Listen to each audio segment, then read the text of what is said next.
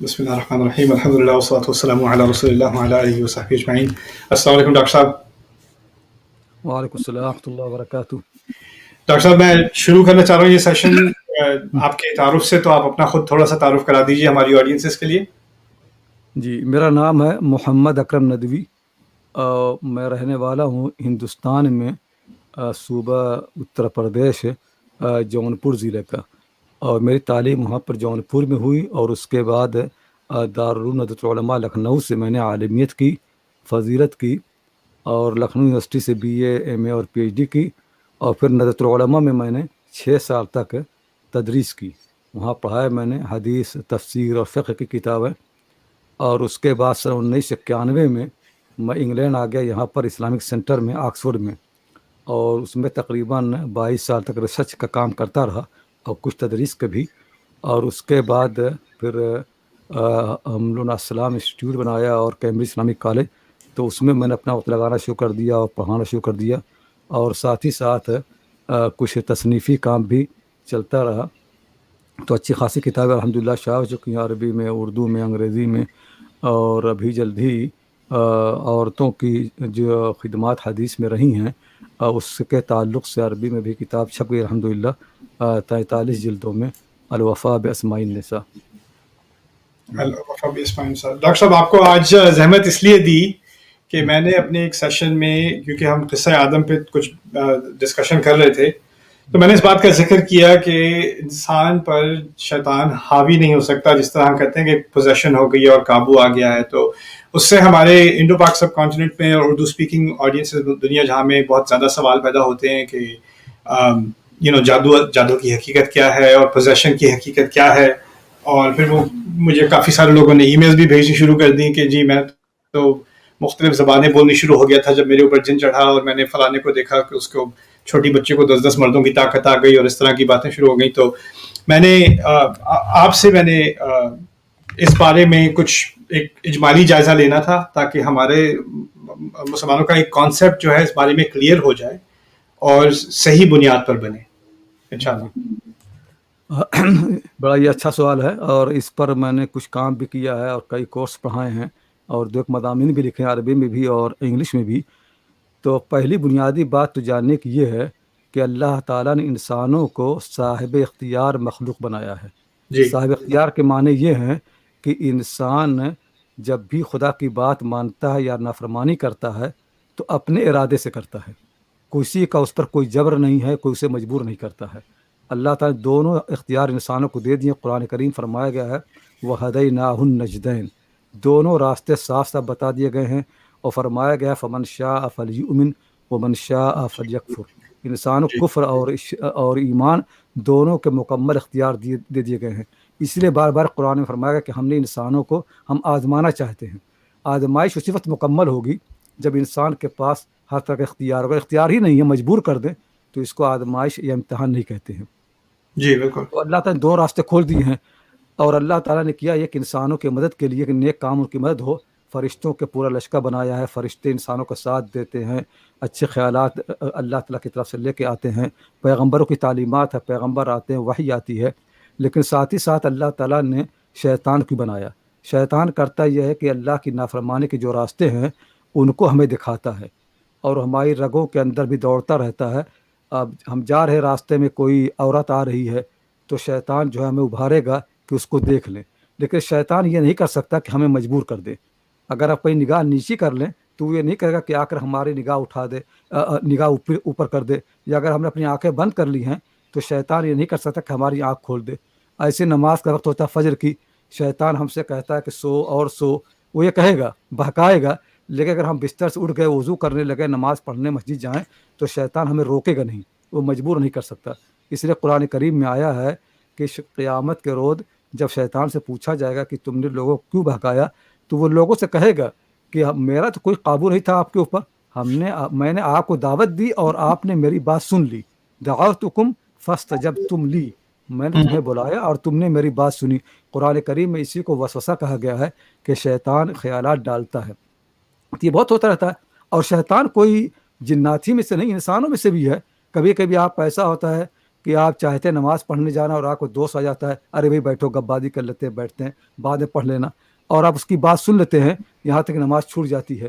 تو اس طرح سے شیطان نے اس کو استعمال کیا اور آپ کے دوست نے آپ کو استعمال کیا۔ تو شیطان کا ہمارے اوپر جو اختیار ہے وہ صرف وسوسہ ڈالنے کا ہے، برے خیالات ڈالنے کا ہے، اور دعوت دینے کا بلاتا ہے۔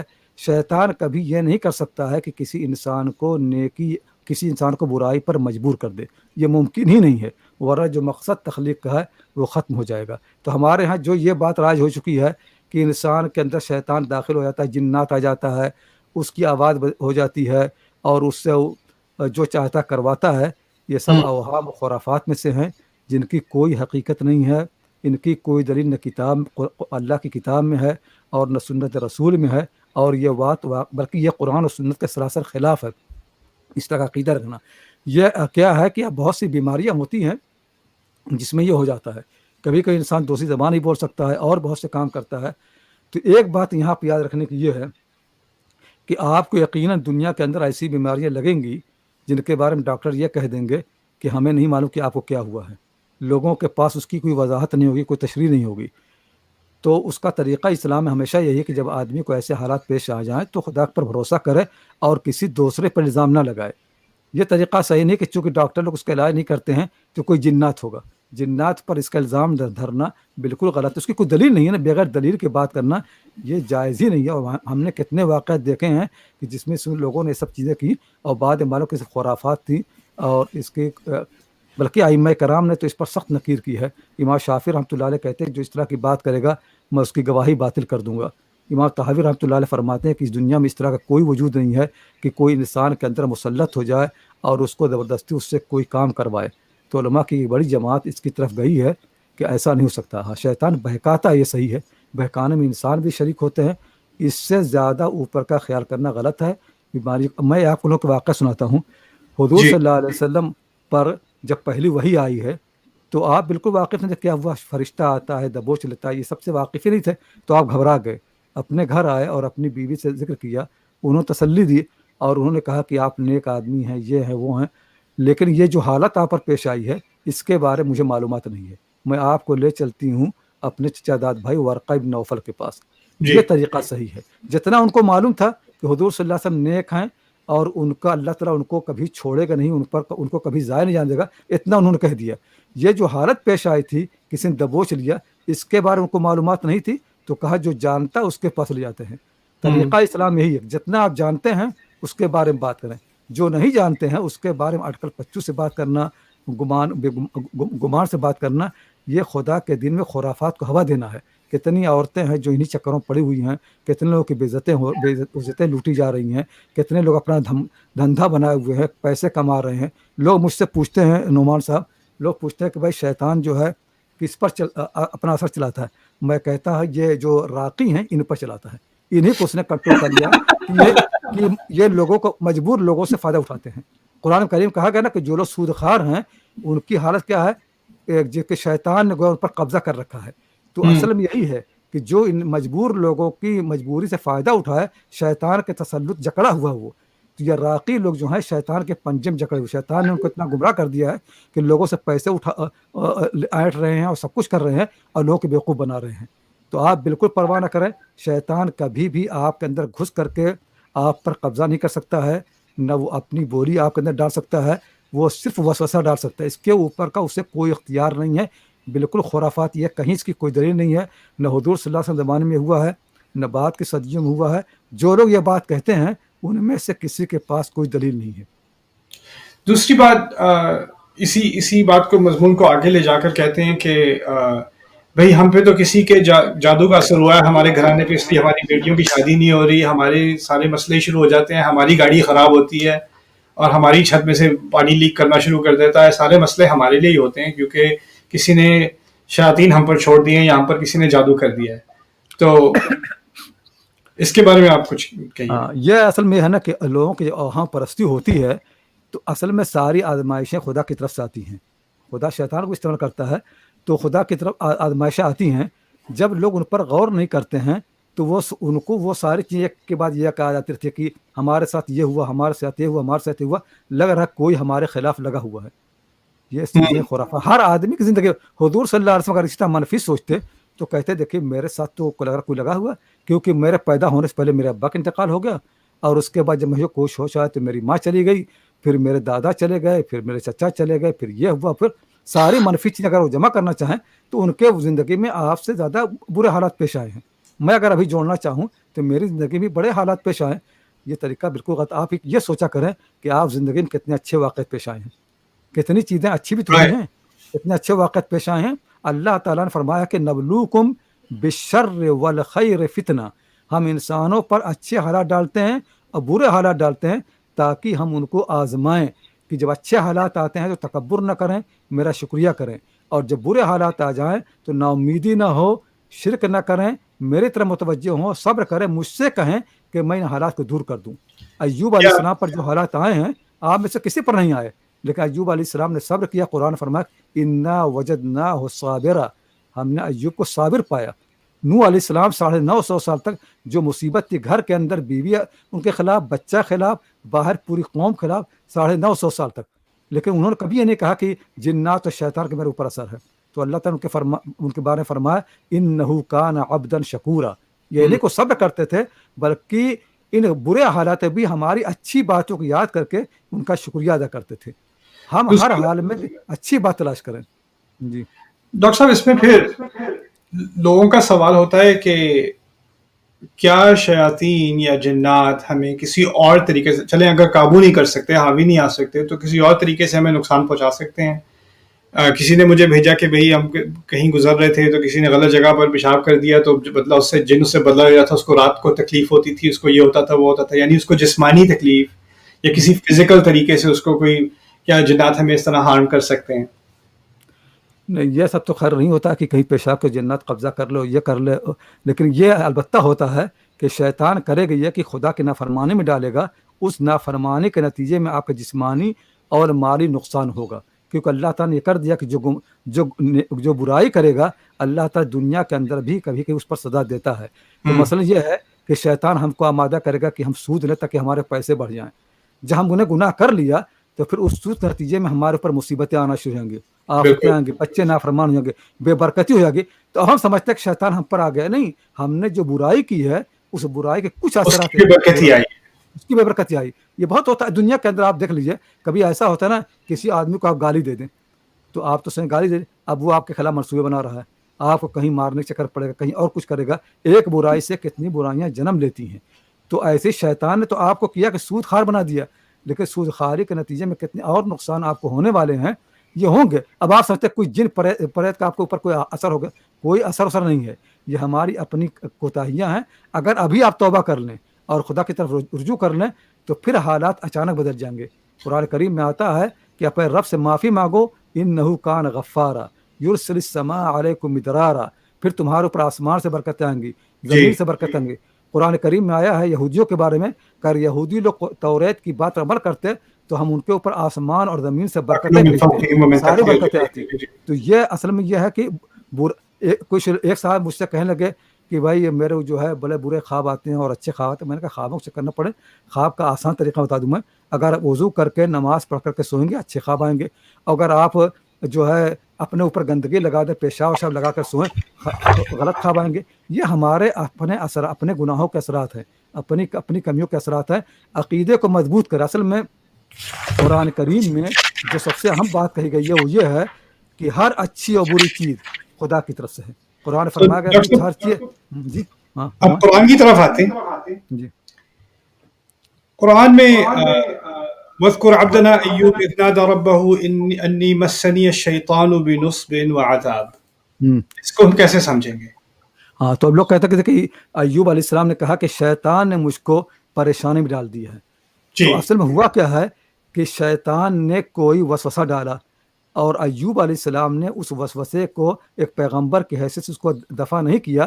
تو اس کا نتیجہ یہ ہوا کہ ان پر پریشانیاں آئیں، اور جب پریشانیاں آئیں تو شیطان ان کو بار بار بہکا رہا ہے کہ تمہاری جو بیٹی مر رہی ہے وہ میں مار رہا ہوں، یہ اور خدا تم سے ناراض ہے.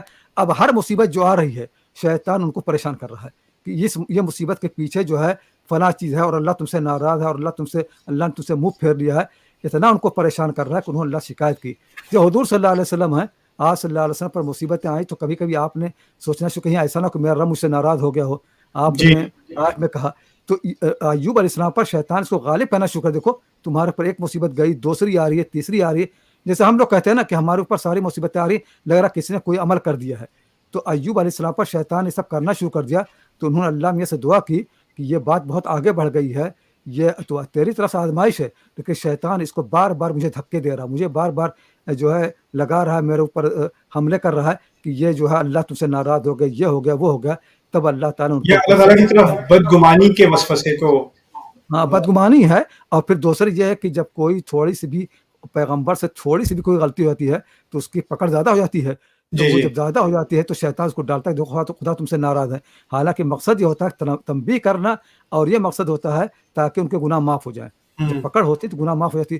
تو تھوڑی سی بھی تو یہ بات یاد رکھیں کہ اللہ تعالیٰ جب آپ پر بہت مصیبتیں لا رہا ہے, آزماتا ہے کہ ان مصیبتوں کو کے بعد آپ کا رویہ کیا ہوتا ہے. اگر پھر بھی آپ خدا پر بھروسہ کرتے ہیں, اس کی طرف رجوع کرتے ہیں, تو آپ کامیاب ہو گئے. اس لیے جی سورہ قل هو اللہ احد کو بہت ضروری سمجھنا ہے. قل هو اللہ احد میں ایک لفظ ہے اللہ الصمد. اللہ جی جو ہے یہ وہی صمد ہے. صمد کے معنی یہ ہیں کہ ہر حال میں مصیبتیں آئے, پریشانی آئے, اچھائی یا برائی آئے, ہمارا جو سہارا ہے وہ خدا ہے. اس لیے آخر کی جو صورتیں ہیں نا, قل اعوذ برب الفلق, قل اعوذ برب الناس, اسی صمدیت کو واضح کرنے کے لیے آئی ہیں. کہ ہوتا کیا ہے کہ آدمی نے خدا کو صمد تو مان لیا, لیکن اب دیکھتا ہے کہ اتنی مصیبتیں آ رہی, پریشانی آ رہی ہے, یقین ڈگمانے لگتا ہے. تو اللہ میاں نے کہا کہ یاد رکھو میں ہوں کہ میں خیر محض ہوں. اپنی مخلوقات جتنی میں نے بنائی ہے ان کو دو حصے بنائے ہیں, انہی سے میں فائدہ پہنچاتا ہوں اور انہی سے نقصان پہنچاتا ہوں. ہوا جو ہے بارش لے آتی ہے, برکتیں آتی ہیں, اور ہواؤں سے میں نے کتنی بستیوں کو اجاڑ دیا ہے. تو ایسے ہی اللہ فرمایا قل اعوذ برب الفلق من شر ما خلق. تو مخلوق میں اللہ تعالیٰ نے یہ رکھا ہے, اس لیے کس لیے رکھا ہے تاکہ ہم کو دھوکہ نہ ہوئے. ہم سمجھ جائیں کہ مخلوق جو ہے اس کا کوئی اثر نہیں ہے, اس میں اچھائی بھی ہے, خرابی بھی ہے. اللہ کی طرف رجوع کریں, اور اچھائی ہو تو خدا کا شکر ادا کریں کہ اس نے مخلوق کے ذریعے ہمیں اچھائی دی ہے. برائی آئے تو خدا کی طرف رجوع کریں کہ اللہ اس کی برائی سے مجھے بچا, وہ بچائے گا. خود مخلوق کے اندر کوئی, اگر شیطان کے اندر کوئی طاقت ہوتی تو آج آپ بتائیے کہ بہت سے عامل جو ہیں, میں آپ کو بتاتا ہوں نعمان صاحب ایک واقعہ. انگلینڈ میں باٹلی ایک شہر ہے, ایک عالم آئے آج سے 5-6 سال پہلے, کچھ اور پہلے, اور انہوں نے کہا کہ 30,000 جنات ان کے قبضے میں ہیں. تو ایک سال مجھ کو فون کیا, میں نے کہا یہ خرافاتی کوئی آ گیا ہے پیسہ بنانے کے لیے. تو لوگوں نے کہا یہ خرافاتی ندوی, آپ کو ندوے کے عالم ہے. میں نے کہا ندوے میں بھی خرافاتی ہوتے ہوں گے. تو انہوں نے کیا یہ کہ جو ان سے 1 گھنٹے کی ملاقات کرے گا 1,000 پاؤنڈ اس سے لیتے تھے, پیسے کما کے چلے گئے. میں نے لوگوں سے کہا کہ سوچیں جو آدمی بھکاری ہوگا, اس جنات اس کے پاس 30,000 ہوں تو انڈیا قبضہ کر لے گا. انڈیا کی حکومت کی جو فوج سامنے نظر آتی ہے, جنات کو تو کوئی دیکھتا ہی نہیں ہے. آپ کے 30,000 جنات آپ کے قبضے میں ہیں تو دنیا پر قبضہ کر لیجیے. آپ جنات تو فوج کوئی دیکھتا ہی نہیں ان کو. یہ صرف جھوٹ بولنے والے لوگ ہیں, دغا باز ہیں, دھوکے باز ہیں, یہ عورتوں کے ساتھ غلط حرکتیں کرتے ہیں, لوگوں کی عزتیں لوٹتے ہیں. یہ وہ لوگ ہیں جو خدا کی بدترین مخلوق ہیں کہ لوگوں کی پریشانی کا استحصال کرتے ہیں. وہ آدمی آیا 1,000 پاؤنڈ لے کے چلا گیا. میں نے لوگوں سے پوچھا کوئی فائدہ, کہیں کوئی فائدہ نہیں ہوا. اس نے پیسے بنائے, چل پڑا وہ, اور لوگ اسی طرح, بلکہ بیماری لوگوں کی اور بڑھ رہی ہے. اچھا ڈاکٹر صاحب, پھر ابھی آپ نے سورۃ الفلق کا ذکر کیا, تو اس کی نسبت سے ایک مشہور روایت ہے کے بارے میں, اور ان پہ جادو کے اثر کے بارے میں, اس کا بھی آپ کچھ ایکسپلین کر دیں مختصر سا. اصل میں یہ سمجھنے کی چیز ہے کہ قرآن کریم میں جب بھی آتا ہے کہ پناہ مانگنے کا, تو پناہ جن چیزوں سے کے خلاف مانگی جاتی ہے, ادھر کوئی سب چیزیں حقیقی ہوتی ہیں, لوگوں کے اوپر وہم بڑھ جاتا ہے. تو اللہ تعالیٰ کہتا ہے کہ اس چکروں نہ پڑو, اس سے خدا کی پناہ مانگو, میرے پاس آ جاؤ. کوئی چیز کسی میں کوئی حقیقت نہیں ہے. تو بہت سے لوگ کیا کرتے ہیں, وہ دھاگا لیتے ہیں اور اس میں کچھ پھونک کر کے گرہیں لگاتے ہیں, ایسے نفوس ہوتے ہیں. تو آدمی سوچتا رہے, لگ رہا کچھ کر رہے ہیں, اب کوئی عمل ہم بھی کریں. اللہ میں نے کہا تمہیں عمل نہیں کرنا, اس کو کرنے دو خرافات کو, تم میرے پاس آؤ, اس سے پناہ مانگو, اس کی پناہ اس سے میرے پاس آ جاؤ. اور اس میں اللہ تعالیٰ نے کیا یہ ہے کہ لوگوں کو آزمانے کے لیے کبھی کبھی بہت سے 100 میں سے تھوڑا سا نقصان بھی کر دیا, تاکہ اس کو لگے کہ کچھ کر رہا ہے, اور لوگ بھی دیکھیں کہ لوگ اللہ پر یقین کرتے ہیں, اس پر یقین کرتے ہیں. تو اسی طرح شیطان, مثلا کبھی قرآن کریم آیا کہ شیطان کہتا یہ ہے کہ میں آسمان خبریں لے آتا ہوں. اللہ میں فرماتا ہے اس کو کچھ پتہ نہیں ہے, لیکن جو باتیں کہتا ہے اس میں کچھ کبھی کبھی اللہ میں سچ کر دیتے ہیں. تو وہ اس سے لوگ دھوکے میں آ جاتے ہیں, اور کہتے ہیں یہ بڑے, امام ذہبی رحمۃ اللہ نے لکھا ہے ان کے زمانے میں جو موسم کی پیشن گوئیاں ہوتی تھی، ظاہر ہے کہ آج کل تو بڑی تب بھی بہت ترقی یافتہ ہو گئی ہیں، امام ذہبی 800 سال پہلے تھے، کہہ رہے کہ موسم کی پیشن گوئی کرنے والے اکثر ان کی پیشن گوئی غلط ہوتی ہے، تب بھی لوگ ان پر یقین کرتے ہیں، کیونکہ لوگ جو غلط ہے اس کو نہیں یقین کر. آپ کو بتاؤں میں ایک بالکل واضح واقعہ، تو آپ سمجھے کتنے خرافات ہوتی ہے. انڈیا میں ہے اجمیر شریف درگاہ، جہاں لوگ جاتے ہیں کہ ہمارے بچہ پیدا ہوگا، یہ ہوگا وہ ہوگا، ساری چیزوں کے لیے جاتے ہیں. ان لوگوں نے اپنے ایجنٹ چھوڑ دیے ہیں، تو جب آپ اسٹیشن پہ اتریں گے تو کوئی ملے گا کہ آپ کس لیے آ رہے ہیں، او بھائی میرے گھر فلاں آدمی کینسر ہو گیا. وہ بڑا اچھا کیا آپ یہاں آ گئے، میرے بھی ابا کینسر ہو گیا تو میں یہاں پر آیا اور بالکل ٹھیک ہو گئے. آپ نے کہا کہ میرے بچہ نہیں ہو رہا، میں پڑھ کے کل سے، دیکھنا. تو وہ کہا ارے بھائی بالکل صحیح، آپ اچھا کہ یہاں آ گئے، کیونکہ میرے بھی فلاں تھے ان کے بچے نہیں ہو رہے تھے 20 اتنے سال سے، اور ہم لوگ یہاں آئے تو علاج ہو گیا. جو کہانی آپ کہیں گے وہ 2-4 لوگ مل جائیں گے، ہاں میں ہاں ملا کہ ہاں بالکل یہاں ہوتا ہے. آپ جائیں گے پیسے اٹھائیں گے اور ہونے والا کچھ نہیں ہے. اتنی خرافات ہے کہ لوگوں کو اندازہ نہیں ہے. ہمارے کو استاد نے بتایا کہ ان کے استاد کے کوئی شاگرد تھے، انہوں نے کہا کہ میری شادی ہو گئی ہے اور بچہ نہیں ہو رہا، لوگ پریشان ہیں، میں اجمیر شریف جا رہا ہوں تاکہ اس درگاہ وہاں آؤں گا. تو انہوں نے کہا نہیں بھائی یہ خرافات تم نہ کرو، 1 سال انتظار کرو. 1 سال انہوں نے انتظار کیا، کہنے لگے بھائی اب عورتیں بہت پریشان کر رہی ہیں کہ 1 سال ہو گیا پھر بچہ نہیں ہو، چلو کہہ رہے ہیں 1 سال اور رک جاؤ. تو بہت شیخ کے کہنے پہ 1 سال اور رک گئے. پھر آپ بالکل بضد کہ بھائی اب ساری عورتیں پریشان کریں، 2 سال ہو گئے ہم جا رہے ہیں. تو شیخ نے کہا ایسا ہے کہ 9 مہینے دیکھ لو، اگر بچہ نہیں ہو تو چلے جانا. 9 مہینے بچہ ہو گیا. تو شیخ نے اور لوگوں نے کہا بھائی کہ آپ تو اس کے خلاف ہیں، تو 9 مہینے کی اجازت دے دی. کہہ رہے کہ جب وہ اتنا ضد پڑ گیا تو مجھے یقین ہو گیا کہ بچہ ہونے والا ہے. اب شیطان چاہتا یہ کہ وہاں جائے اجمیر شریف اور پھر بچہ ہو تو اس کا عقیدہ خراب ہو کہ وہاں جانے سے ہوا ہے. مجھے یقین تھا کہ ابھی اس کا بچہ ہونے والا ہے، چنانچہ ہو گیا. تو شیطان اس طرح خرافات کرتا ہے، عقیدے خراب کرتا ہے، ایمان خراب کرتا ہے. ان چکروں میں بالکل نہ پڑیں، خدا سے روایات کے بڑی بارے میں کسی کچھ ذکر طاقت کر نہیں. دیجیے ڈاکٹر صاحب. جی ان روایات کے بارے میں کچھ ذکر کر دیجیے. رسول صلی اللہ علیہ وسلم پہ جادو کے اثر کی حضور صلی اللہ روایات. علیہ وسلم پر اصل میں جو جادو کی روایت ہے وہ اس میں کتنی غلطیاں ہیں، اس پر میں نے ایک مضمون بھی لکھا عربی میں، بہرحال خلاصہ میں پیش کر دیتا ہوں. اصل میں سمجھنے کی چیز یہ ہے کہ اس کے لحاظ سے کہا جا رہا ہے کہ 6 مہینے تک یا کئی مہینے تک حضور صلی اللہ علیہ وسلم پر یہ اثر رہا جادو کا کہ آپ کو یہ نہیں معلوم تھا کہ کام کیا ہے کیا نہیں کیا، اپنے بیچ تعلق قائم کیا تو یہ تعلق قائم کیا کہ نہیں کیا ہے، 6 مہینے تک رہا ہے. آئے بتائیے کہ ایک پیغمبر پر 6 مہینے جادو رہے، جو اپنی قوم کا لیڈر اور سربراہ ہے، اپنی بیوی کے پاس جاتا تعلق قائم کرتا، اس کو بھی یاد نہیں رہتا ہے، اس کے 9 بیویاں ہیں، کھلبلی مچے گی نا. اور پھر پوری قوم میں کھلبلی مچے گی کہ تم کو کچھ یاد ہی نہیں رہتا ہے. اور پھر جو مخالفین ہیں وہ تو کہتے تھے ان کو جادو ہو گیا ہے، یہ واقعہ بیان کرنا شروع کر دیا کہ ان کو جادو ہو گیا ہے. یہ پورا قصہ حضور صلی اللہ علیہ وسلم کسی بیوی سے منقول نہیں ہے. صحابہ کرام حضرت ابو ہریرہ روایت کرنے والے ہیں، حضرت ابوبکر ہیں، عمر ہیں، عثمان ہیں، علی ہیں، اتنے راوی کسی سے ایک روایت حضرت عائشہ رضی اللہ عنہا کی ہے جس کی وجہ سے یہ سارے مسئلے لوگوں نے کھڑے کر دیے ہیں. اگر حضور صلی اللہ علیہ وسلم پر 6 مہینے جادو ہوتا تو یہ خبر پوری دنیا میں پھیل رہی تھی، اس وقت جتنی دنیا اس میں موجود تھی، مخالفین اور موافقین سب پریشان ہوتے اور سب اس کو کس نہ کس استعمال کر رہے ہوتے. اصل میں واقعہ جو ہوا ہے وہ یہ ہوا ہے، حضرت عائشہ کی جو روایت ہے، جب حضور صلی اللہ علیہ وسلم پر سخت بخار ہو گیا تھا، تو بخار کی حالت میں کبھی کبھی ہوتا یہ ہے کہ آدمی کچھ کا کچھ کہنے لگتا ہے کیونکہ اتنی سخت بیماری ہوتی ہے.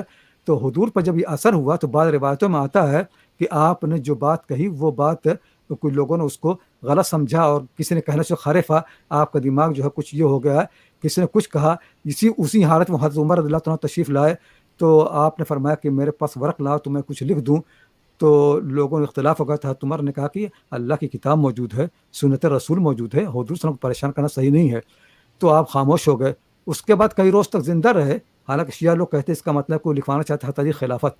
اگر تاریخ خلافت لکھوانا مقصود تھا تو کوئی روک کیسے سکتا تھا؟ اور پھر اس کے بعد کئی روز زندہ رہے. حضرت عمر چلے گئے، لکھوا دیتے، زبانی کہہ دیتے، اور پھر کئی روز تک مسجد بھی جاتے. اس کے بعد مسجد گئے، کئی روز تک کہیں نہیں ہوا. یہ جو واقعہ ہے کہ آپ کے پر بخار کا غلبہ تھا، اسی کو کسی ایک راوی نے جادو بنا دیا ہے. یہ ایک روایت، یہ روایت صحیح ہے. اس روایت کو کسی نے کہیں جادو بنا دیا ہے. باقی اگر جادو آپ پر ہوتا تو یہ ایک روایت نہ ہوتی، بے شمار روایتیں ہوتی اور بیویاں کہتی، اس سے بڑھ کر مخالفین کہتے. کوئی ایک روایت دنیا موجود نہیں ہے سوائے حضرت عائشہ رضی اللہ عنہا اس خبر کے. اور اس خبر کے بارے میں بتایا حضرت عائشہ ہی کی روایت دوسری یہ ہے کہ آپ صلی اللہ علیہ وسلم پر بخار کا اثر ہو گیا تھا. تو ہمارا خیال یہی ہے کہ بخار کی روایت صحیح ہے، اور جادو والی روایت بات کے کسی راوی کو وہم ہو گیا اور وہاں سے کہیں نہ کہیں سے کہانی مل گئی، کیونکہ یہ کہانیاں چلتی رہتی تھی کہ فلاں یہ. اچھا یہ بتائیں وہ لوگ کہتے ہیں کہ ایک یہودی نے کوئی پرچی یہودیہ نے رکھ دی تھی، پرچے میں لکھ کر کے کہیں گاڑ دیا تھا، جب حضور صلی اللہ علیہ وسلم کو پرچی مل گئی تو جادو کا اثر ختم ہو گیا. وہ عورت دوبارہ پرچی ڈال دیتی. اگر پرچی ہی سے سب کچھ ہو رہا ہے تو اگر وہ مل بھی گئی تھی تو اس کے لکھنے میں کیا ہوتا ہے، پھر دوبارہ لکھ دیتی. اگر پرچی ہی سے سارے اور پھر لوگ کہتے ہیں کہ قل اعوذ برب الفلق قل اعوذ برب الناس پڑھیں، قرآن پڑھیں تو جادو کا اثر نہیں ہوتا ہے. جس پیغمبر پر قرآن نازل ہو رہا ہے اس پر تو آپ جادو کا اثر بتا رہے ہیں. اس کے پاس تو قل اعوذ برب الفلق قل اعوذ برب الناس اتری ہے، اس کے پر تو ساری قرآن اترا ہے. خدا سے اس کا اتنا گہرا تعلق ہے، فرشتے اس کے ساتھ ہیں، اس پر جادو ہو گیا. اور ہم جو یہ قرآن پڑھ کر کہاں پر جادو نہیں ہوگا؟ تو یہ خرافات بالکل کہیں فٹ نہیں ہوتی. بلکہ قرآن نے تو انکار کیا گیا ہے کہ لوگ کہتے ہیں کہ پیغمبر کو جادو ہو گیا. اللہ نے نکیر کی اس پر کہ اور یہ جادو کا اثر اتنا سفلی اثر پیغمبر پر ہو ہی نہیں سکتا ہے، اور دوسروں پر بھی جو ہوتا ہے اس کا اثر بہت معمولی ہوتا ہے. یہ اثر کہ بھول جائے 6 مہینے تک، اور یہ بہت تھوڑا سا اثر ہوتا ہے، وہ تھوڑا وقتی ہوتا ہے، دکھاوے کا ہوتا ہے، اس سے اوپر نہیں ہو سکتا ہے. اگر جادوگر اتنا اثر کر لے تو میں کہتا ہوں کہ ہندوستان میں اتنے جادوگر ہیں. آج کل بنگال میں انڈیا میں الیکشن ہو رہا ہے، بنگال کا جادو مشہور ہے. یہ بنگالی لوگ جو ہیں مودی کے اوپر جادو کر دیں، اس کی پارٹی ہار جائے، اس کے اوپر کچھ کر دیں، وہ کچھ جادو کر دے گا. نہیں جادو ان کا کام کر رہا ہے تو بنگال کے لوگ جادو کر کے پورے ملک پر قبضہ کر لیں. ابھی پریشان ہیں کہ مودی کی پارٹی جیتنے والی ہے. تو یہ صرف اگر کسی جادوگر کے پاس یہ طاقت ہوتی تو دنیا کا بادشاہ ہوتا. وہ جادوگر بھیک کیوں مانگتے ہیں؟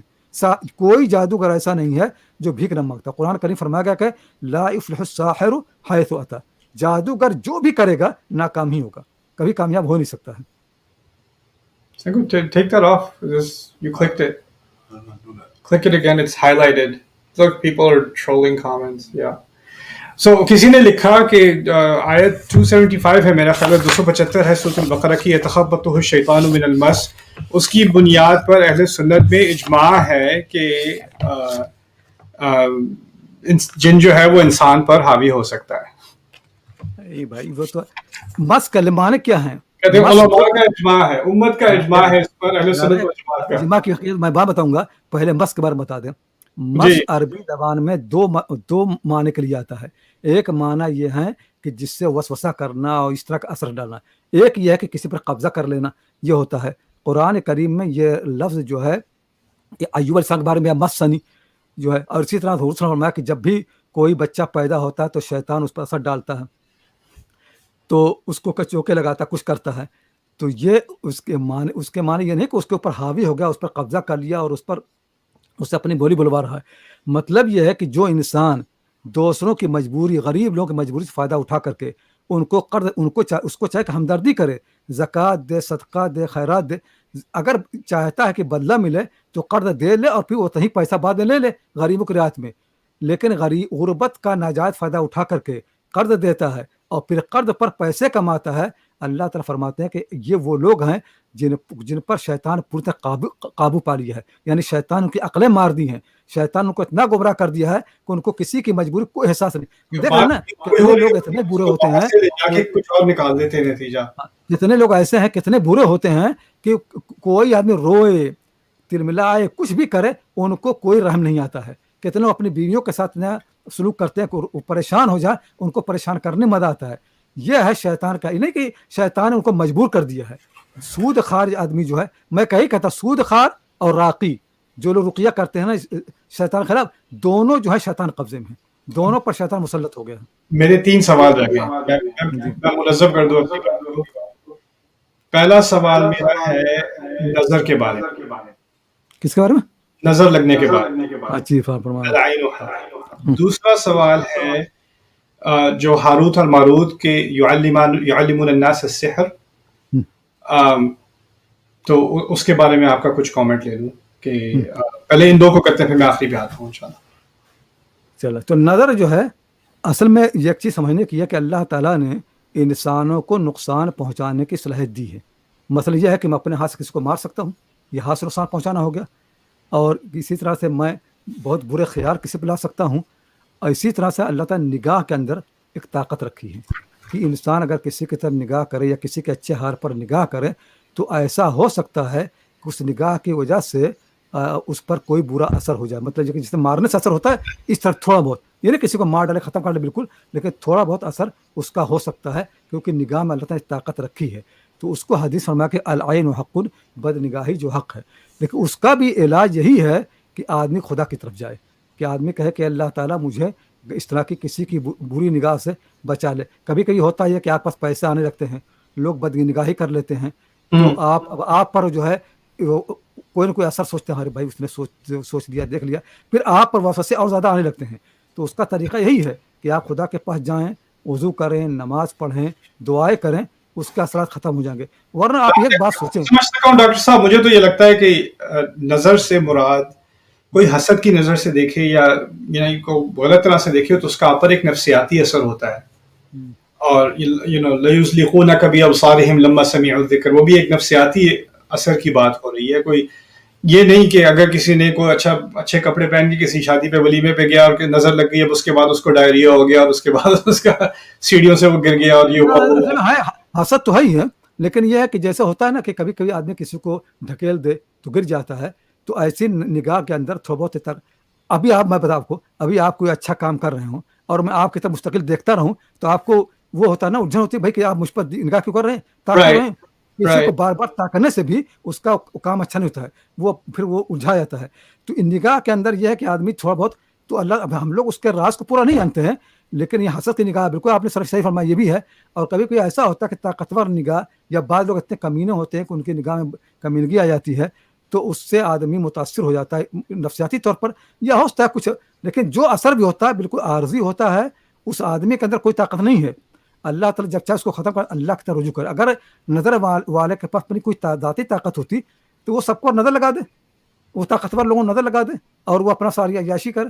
تو یہ سب چیزیں جو ہے بہت ہی عارضی ہیں، چھوٹی ہیں، اور پھر دیکھنے کی ہیں، اور ان پر یقین کرنا کہ ان سے کوئی بہت بڑا نقصان ہونے والا ہے، بالکل خرافات ہے۔ ورنہ آپ بتائیے کہ ہم لوگ پڑھا رہے ہیں، کتنے ہمارے دشمن ہیں، وہ نظر لگا دے تو ہم پڑھا ہی سکیں، وہ کر سکتے ہیں۔ یہ نماز پڑھا رہے ہیں، کتنے لوگ خوبصورت ہوئے، یوسف علیہ السلام اتنے خوبصورت تھے، کوئی نظر لگایا تو ان کی خوبصورتی چلی جاتی، تو کہیں نہیں ہوا۔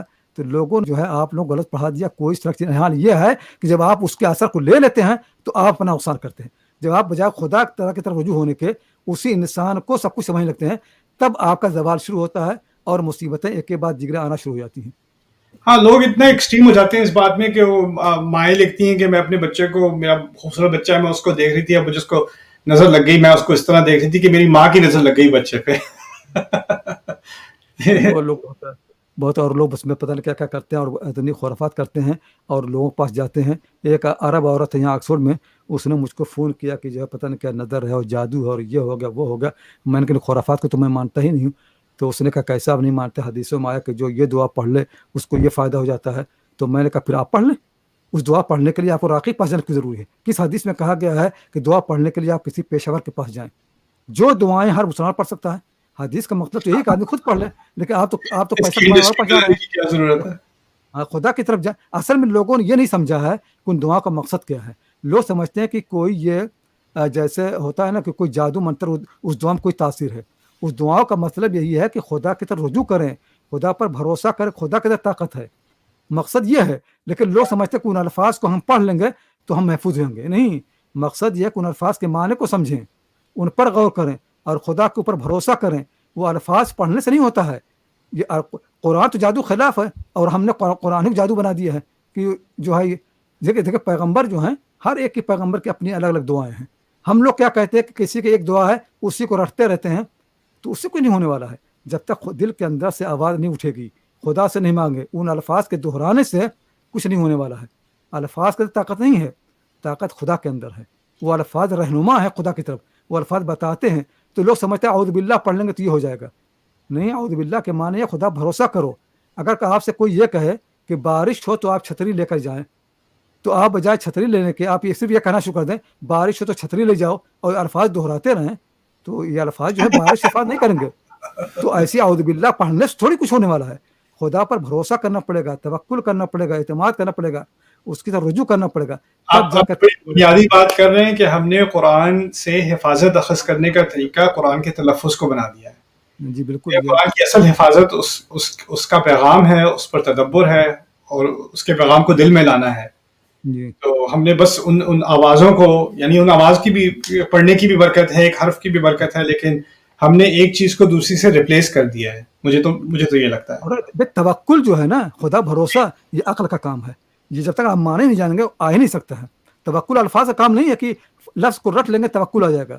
توکل ایمان کا آخری درجہ ہے. خدا کی قدرت پر غور کرنے سے، خدا کے علم پر غور کرنے سے، خدا کے جو کرشمے ہیں ان پر غور کرنے سے، اور جو مصیبتیں آئیں تو جم جانے سے، تب جا کے توکل پیدا ہوتا ہے. اور ہم نے سمجھا کہ اعوذ باللہ پڑھ لیں گے اور فلاں بسم اللہ پڑھ لیں گے اور یہ کر لیں گے. بسم اللہ پڑھنا مقصود نہیں ہے، مقصود یہ ہے اللہ کے نام کا استحضار کہ خدا کے پاس طاقت کیا ہے. کسی نے حضرت جعفر صادق رحمۃ اللہ علیہ سے کہا کہ کیا بات ہے کہ ہم لوگ دعائیں کرتے ہیں قبول نہیں ہوتی. تو انہوں نے کہا بات یہ ہے کہ تمہیں یہ پتہ ہی نہیں ہے کہ تم کس کو پکار رہے ہو. تمہیں یہ پتہ ہی نہیں ہے. تم ان الفاظ ہی کو سمجھتے ہو کہ سب کچھ ہے. جس کو پکارنا اس کے بارے میں تم جانتے ہی نہیں ہو. ایک بات حضرت عمر رضی اللہ تعالیٰ عنہ خطبہ دے رہے تھے. ایک شخص آیا اور اس نے کہا کہ بارش نہیں ہو رہی ہے، لوگ پریشان ہیں. تو حضرت عمر رضی اللہ تعالیٰ عنہ نے فرمایا استغفر اللہ، اور پھر خطبہ میں لگ گئے. تو لوگوں نے کہا آپ نے کچھ کیا ہی نہیں. تو حضرت عمر نے کہا کہ میں نے ایک ایسا لفظ پڑھا ہے کہ اس سے آسمان سے موسلا دھار بارش ہوگی. استغفر ربکم انہ کان غفارا. ہاں، یہ توکل ہونا چاہیے. موسیٰ علیہ السلام جو ہے مدین آئے. کوئی آج کل ہم لوگ سفر کرتے ہیں کریڈٹ کارڈ اور یہ کارڈ اور پتہ نہیں کیا کیا کارڈ لے کے چلتے رہتے ہیں، تب بھی پریشان رہتے ہیں. کوئی جاننے والا نہیں تھا. خدا کی طرف بڑھے. قرآن شریف میں آتا ہے کہ ثم تولی الی الظل، یعنی یہ کہ سایہ جو ہے وہ عبادت کرتا ہے. گئے وہاں پر دعا کی کہ اللہ جو بھی خیر تو میرے پاس بھیج دے میں اس کا محتاج ہوں. دل سے آواز نکلی تو ان کو سب کچھ مل، گھر مل گیا، بیوی مل گئی، کام مل گیا، عزت و آبرو مل گئی، سب کچھ مل گیا ایک مرتبہ. ہم لوگ کیا کہتے ہیں کہ فلاں دعا کو 100 بار پڑھو، 1000 بار پڑھو. 1000 بار کیوں پڑھنا بھائی؟ کیا تمہارا خدا سنتا نہیں ہے؟ ایک بار کہو اس سے، ایک بار کہو، وہ سننے والا ہے. وہ کہتا ہے کہ میں تمہاری دعاؤں کو قبول کرتا ہوں، وہ سننے والا ہے. سفیان ثوری رحمۃ اللہ فرماتے تھے کہ جو اللہ تعالیٰ تمہاری بات پر کوئی چیز نہ دے اس کے معنی نہیں کہ اس کے پاس کوئی کمی ہے. آپ ابھی مجھ سے 1 پیسہ مانگے، 1 پینی، 1 پیسہ، میں کتنا ہی بخیل ہوں گا. بھائی یہ بہت آسان ہے. دنیا کی کوئی چیز اللہ سے مانگے وہ اس سے کم ہے جتنا 1 پیسہ میرے لیے. کسی چیز کا دینا اس کے لیے مشکل نہیں، مگر اس سے مانگے تو وہ ہمارے دلوں کو جانتا ہے، ہماری نگاہ. ہم تو رہتے کہیں اور ہیں. اور الفاظ سے نہیں ہوتا ہے، اس کی طرف توجہ کرنے سے ہوتا ہے، اس کی طرف اس پر بھروسہ کرنے سے ہوتا ہے. ایک مسئلہ میں آپ کیا ہوتا ہے. اس سیشن کے مکمل ہونے سے پہلے بس آپ ہاروت ماروت کے بارے میں اور جو شادیوں پہ یا رشتوں پہ جادو کا اثر، اس پہ اگر آپ تھوڑا سا کچھ کامنٹ کر دیں پھر مکمل کرتے ہیں بات انشاءاللہ. اصل میں ہوتا یہ ہے کہ جادو کا اس میں کوئی شک نہیں ہے کہ اللہ تعالیٰ نے جادو کو بنایا ہے ایک بری چیز آدمائی کے لیے. اس میں تو کچھ ہوتا ہے کہ یخیل، خیال ہوتا ہے، حقیقت تو کچھ ہوتی نہیں، کوئی بدلتا ہوتا نہیں ہے. اور اسی خیال کے ذریعے سے کبھی کبھی ایسا ہوتا ہے کہ انسان کو نقصان ہونے لگتا ہے کچھ چیزوں سے. اب مطلب یہی ہے کہ شوہر بیوی جو ہیں وہ اچھی زندگی گزار رہے ہیں. اب میں چاہتا ہوں کہ ان میں کوئی فتنہ پیدا ہو جائے، کوئی تعویذ بناتا رہتا اپنا گنڈے ونڈے بنا کر کے، اور کچھ وہ سچے ڈال دیا اور غلط فہمی پیدا کر دی، اب شروع ہو گیا ہے. تو اس طرح کے ساری چیزیں، کاروبار جو ہے، جب بنی اسرائیل جلاوطنی کے زمانے میں تھے بابل میں، تو اس زمانے میں وہاں کی جو قومیں تھیں وہ اس طرح کے گنڈے اور اس طرح کے الٹے سیدھے کام بہت کرنے لگی تھی، اور بنی اسرائیل ان سے بہت متاثر ہو گئے تھے. تو اس کے توڑ کے لیے اللہ تعالیٰ نے کچھ چیزیں، اچھی چیزیں فرشتوں کو سکھائی تھیں تاکہ ان کے ذریعے ان کا توڑ کر دیں، ان سے بچ جائیں. لیکن ہوتا یہ ہے کہ جب آدمی کمزور ہوتا ہے، بھلے ہوتا ہے نا، ہندوستان میں بہت سے بزرگوں نے کیا یہ کہ ان جادوؤں کو اور ان طرح کی چیزوں کو توڑ کے لیے تعویذ لکھنا شروع کر دی. جیسا وہ کرتے جادوگر کرتے ویسے یہ لوگ بھی کرنا. وہ لکھتے تھے بھی مگر یہ اللہ کا نام لکھتے تھے تاکہ لوگ وہاں سے کٹ جائیں، مقصد یہ تھا. لیکن پھر یہی تعویذ وغیرہ بھی جادو بن گئی. تو انہوں نے ہاروت ماروت نے ان کا توڑ سکھایا تھا، تاکہ اس لیے کہ جو کمزور لوگ ہوتے ہیں وہ بغیر ظاہری توڑ کے مانتے نہیں. آپ لکھیں جیسے انڈیا میں ہوتا ہے کہ ڈاکٹر کے پاس گئے، اگر انجیکشن نہ لگائے اور یہ نہ کرے تو مجھے کچھ دیا ہی نہیں، تو دکھانے کے لیے ڈاکٹر لوگ سب بھی کرتے ہیں تاکہ مریض کا اس پر اعتماد رہے. تو ایسی اللہ تعالیٰ نے کروائے. کمزور ایمان والے لوگ ہیں تو جیسے وہ جادو کرنے والے کرتے ہیں، ایسے ہاروت ماروت کچھ آیتیں، کچھ چیزیں پڑھ کر کے سنایا، کچھ سکھایا ان کو، تو اس سے ان کا اثر ٹوٹ جائے. تو انہوں نے سیکھا، لیکن ایمان تو تھا کمزور، تو اس کا توڑ تو ہو گیا. لیکن ان کے فتنین لوگ جو تھے انہوں نے اس کو پھر جادو کے لیے استعمال کرنا شروع کر دیا. انہوں نے وہی ساری خرافات شروع کر دی جو وہ ساری قومیں کر رہی تھیں. تو یہ ہوا تھا، یہ واقعہ، اس سے اوپر کچھ نہیں ہے. تو اللہ تعالیٰ ہم کو جانتا ہے. اللہ تعالیٰ چاہتا ہے کہ ہم ان خرافات نہ پڑھیں کہ تعویذ لکھیں اور یہ کریں. براہ راست قرآن کی طرف آئیں، خدا کی طرف آئیں، وضو کریں، نماز پڑھیں، خدا بھروسہ کریں. خدا سے بڑھ کر کوئی طاقت نہیں ہے، کوئی نہیں ہے دنیا کے اندر جو خدا کے مقابلے نقصان پہنچا سکے. ساری کائنات ایک طرف اور خدا ایک طرف، کوئی کائنات خدا کے فیصلے کو بدل نہیں سکتی ہے. اور اس کی طرف آئیں، ایمان کو مضبوط کریں. ایک مسلمان کے لیے شرم کی بات ہے کہ شیطان پر اس کا ایمان بڑھے، جنات پر ایمان ہو، جادو پر ایمان ہو، ان سب چیزوں پر ایمان ہو، اور خدا پر نہ ہو جو ساری چیزوں کرنے جس ساری کائنات بنائی ہے، سب کچھ بنانے والا ہے. تو یہ خرافات اس پہ قرآن شریف کو غور سے پڑھیں. یہ اصل میں ساری وجہ یہی ہے کہ ہم نے قرآن کے الفاظ پڑھے ہیں، معنی پر غور نہیں کرتے، اس کا پیغام کو نہیں سمجھتے. اگر پڑھیں تو اندازہ ہوگا کہ آپ کی کرنے بات والا صرف اللہ ہے، صرف اللہ ہے، کوئی کرنے والا ہے ہی نہیں. اس پوری کائنات میں صرف ایک طاقت ہے خدا کی، وہی غالب علی امرہ، وہ جو چاہتا ہے وہی ہو کر رہتا ہے. ان اللہ علی کل شیء قدیر، ہر چیز پر قادر ہے. جس کتاب میں یہ تعلیم ہو اس کتاب کے ماننے والے اتنے زیادہ بدعقیدہ ہوں. یہ ہمارے شرم کی بات ہے. اپنے ایمان کو مضبوط کرنا چاہیے، ایمان مضبوط ہوگا توکل پیدا ہوگا انشاءاللہ. کتنی دل کو اداس کرنے والی بات ہے کہ انسان کا ذہن، مسلمان کا ذہن غیب کے اثر میں جن کے تاثر پہ اس کا ذہن جو ہے وہ مصروف رہے، اور اللہ تعالیٰ کی جو قدرت ہے اس کی جو آیات ہیں ان کی طرف سے بالکل دل ہٹ چکا ہے. اب ہم اس کے پرسکرپشن ڈھونڈ رہے ہیں کہ ان جنات کا اثر کہاں سے ہٹائیں، ان شیاطین کا اثر کہاں سے ہٹائیں. یعنی ہم نے اپنے ذہن میں ان کو وہ قوت دے دی ہے جو اللہ تعالیٰ نے کبھی نہیں دی انہیں. میں تو یہ بھی آج بتا رہا تھا انک من الصاغرین، یعنی جاتے جاتے بھی ان کے سردار کو کہہ دیا انک من الصاغرین، جس کے دو پہلو ہیں. تو بلکہ آپ صحیح کریں. یہ ہم نے کیا نا، شیطان کو ہم نے بلا وجہ پہ خدا کے ایک لفظ جو ہے، خدا شیطان کو کی پوری کائنات کو زیر و زبر کر سکتا ہے. لیکن ہم نے سمجھا نہیں، ایک سجدہ جو ہے شیطان کو ہلا کے رکھ دیتا ہے. ایک لفظ سبحان اللہ جو ہے شیطان کو ہلا کے رکھ دیتا ہے. یہ اللہ تعالیٰ کے الفاظ میں اللہ میں سے طاقت ہے. ہم لوگ اور میں لوگوں سے کہتا ہوں، یہاں پر میں نے کتنے کورس پڑھا جنات کے خلاف، میں لوگوں سے کہتا ہوں کہ جنات کے خلاف میں اتنی تنقید کرتا ہوں اور ان کے خلاف پڑھا رہا ہوں. اگر خدا نخواستہ وہی جو آپ لوگ کہتے ہیں تو میرے اوپر کیوں نہیں آتا؟ اس کو سب سے بڑی دشمنی مجھ سے ہونی چاہیے کہ میں نے اس کی پورے کاروبار پر حملہ کر دیا ہے. ہمارے مسجد میں ایک صاحب آئے، ایک لڑکا آیا مسجد نماز پڑھنے بیٹھا تھا، تو کسی نے کہا کہ اس پر شیطان کا اثر ہو گیا ہے. تو میں نے کہا بالکل بیوقوف کا، شیطان اس کو مسجد میں لائے گا؟ اگر شیطان اس پر قبضہ کرتا تو کہیں اور رہتا. وہ مسجد میں آیا تو اس پر بھی کہنا شیطان کا اثر ہو گیا ہے. مطلب بیماری، لوگوں کی بیماریاں ہیں، ان کو لوگوں نے شیطان کا نام دے دیا ہے، جنات کا اثر کر دیا ہے. ہمدردی ہونی چاہیے اس آدمی سے، ہمدردی کریں گے تو بیماری دور ہوگی، لیکن ہم نے اس کو الٹا کر دیا ہے. جی، اس کو شیطانی بنا دیا. جزاک اللہ خیرن ڈاکٹر صاحب، دس واز ویری ہیلپ فل. اور کافی لوگوں کے سوال تھے. مجھے پتا ہے کہ کبھی دنیا میں کچھ لوگ کنونس ہوتے نہیں ہوتے، لیکن جہاں تک میرے فہم کا تعلق ہے، میں نے جب آپ کی باتوں سے میں پہلی دفعہ میں انٹروڈیوس ہوا تو مجھے دل کا اطمینان ہوا کہ جو قرآن میں بات کی جا رہی ہے اس سے جو آپ بات کر رہے ہیں وہ ٹیلی کرتی ہے، اور جو احادیث ہیں وہ بھی ان کو سمجھنے کا صحیح طریقہ، اس کی ایک لائن ہے، ایک سوچ ہے. تو انشاءاللہ آپ کے ٹائم کا بہت شکریہ. انشاءاللہ اور بھی موقع ملیں گے آپ سے کچھ اور موضوع پہ بات کرنے کے. جزاکم اللہ خیرا ایوری ون. السلام علیکم ورحمۃ اللہ وبرکاتہ.